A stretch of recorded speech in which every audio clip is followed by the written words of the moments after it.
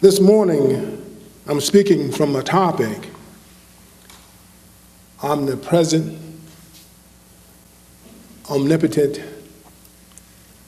and omniscient. All-knowing, everywhere present, and all-powerful art thou. When we say art thou, I'm talking about God. But there's one thing I know for sure, that when I talk about God, I can't talk about God without talking about you and me and everything that's around. And then when I talk about God, I'm talking about good. God the good. And the God that's in you. And of course, you just stated that. I didn't have to come up. You said it was in your heart and in your hands. It's everywhere. God is. And I love to talk about God. You know, I could just stand here and just talk about God. Because every time I say God, I grow bigger. My lens gets a little clearer, a little cleaner. As a matter of fact, I grow up a bit. If I keep on talking about God, I'm going to be grown before you know it, right here before your very eyes. Because I understand it more. I hear it from my heart.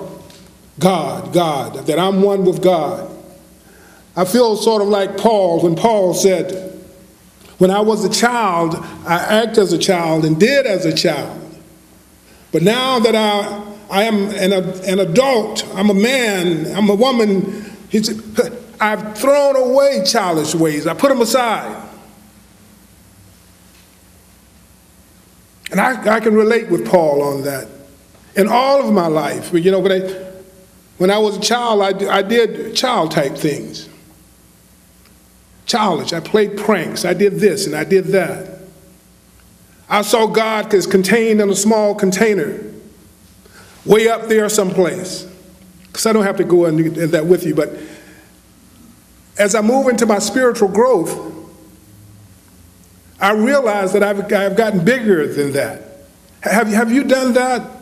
That when you see God now, you can see God in yourself, and you can see God bigger, and God has come down out of some place, and God is in your heart. You feel sort of like Jesus felt when Jesus said you can look low here and low there. The kingdom is where? It's right within. So you guys know what I'm talking about. When I'm talking about this omni thing, you know. Omni is a nice Latin word that means all. It encompasses all, and it's usually used with some other word.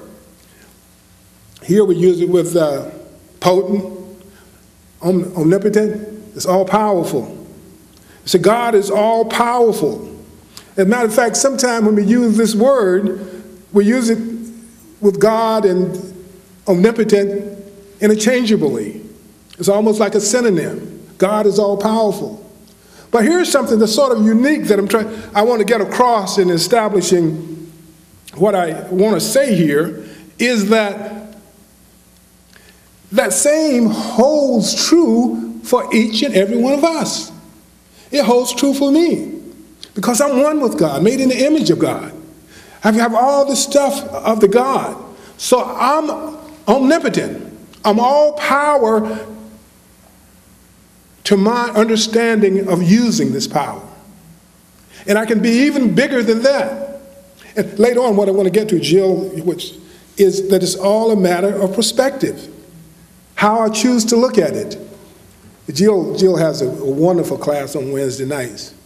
Changed my whole perspective on things. And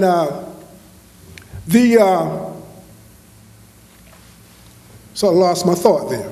But that's okay. I can change that perspective right back to where I'm coming. But so here I am. We're talking about God, omnipresent, omnipotent, and omniscient. That God is all-knowing. You know, that was a little tough one for me to get when I first heard it, that God is all-knowing. That wasn't tough. I know that God knows everything. But if God is all-knowing, then you are all-knowing, and I'm all-knowing. I don't know everything that God knows, but everything that I know is of God. And as I expand myself, change my perspective, get bigger, then I know more and more. More and more and more. As a matter of fact, I can hear Dr. J saying, the more I know that there's more to know. That's a good feeling, huh? I remember when I was in school, they was telling me that I only knew so much. My teacher used to say, you're thick-headed. I didn't know what that meant, but I think it meant that I didn't know very much, and that I wasn't going to know very much, but she didn't know. See, what she didn't know, that I knew something. I knew something that she didn't know. That I knew that there was no limit. My head could have been thick, but there was no limit to my head, to my knowing. Yeah. And you're the same way. Now, everywhere. Now that one was a tough one for me to get. If God is omnipresent, then I'm one with God, so I must be omnipresent. Now how can that be? Well, it's not so hard to contemplate now, because the world has gotten so small with us. But when we were younger, you remember, I remember on the farm, I thought the world was about a 15-mile radius. I thought it was about a 15-mile radius. And I thought if you went to Raleigh, North Carolina, to the capital, that you were going to be falling off on the edge of the world. Yeah, that was so far away.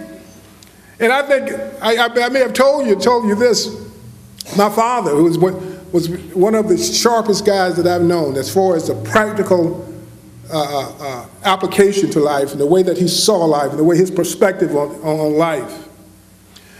When I joined the military and I was stationed out in California, my dad was very proud of me for having gone so far. And he would tell his friends, said, well, yeah, my boy Lacey, I was older, said, my boy is out in California, he's overseas. Yeah. Perspective, you see. Your perspective. It was a little small, you have to know this little small place that we came from. So Jesus talked about this in Revelation. He said, I'm the Alpha and Omega. I'm the beginning and the end. I'm all in all. Jesus understood that. And in this teaching, we know that we use Jesus as a great example, not an exception. We believe what Jesus said. He said, do as I do. That's what we believe. And Jesus is one of my guides. Yeah, yours too. I love him. But we know in this teaching, you have all kind of guys. You see religious science teachers. You have the Buddhists, Hindus. You have all coming from all different perspectives. Because Dr. Ernest Holmes used all of the great minds and all of the great teachers. I just so happened to really resonate with Jesus. Because Jesus was cool. He changed water to wine. Yeah. But not only did he do that, Jesus said something very special. Something very special. He said that it wasn't he who was doing the work. It was the Father within. It was the Spirit within. Different perspective on things. The people there who saw it at that wedding, saw the wine, they said, he did it. Look at that guy. Come over here. Let me show you something. Here's a guy that made good wine out of water. Top of the line wine.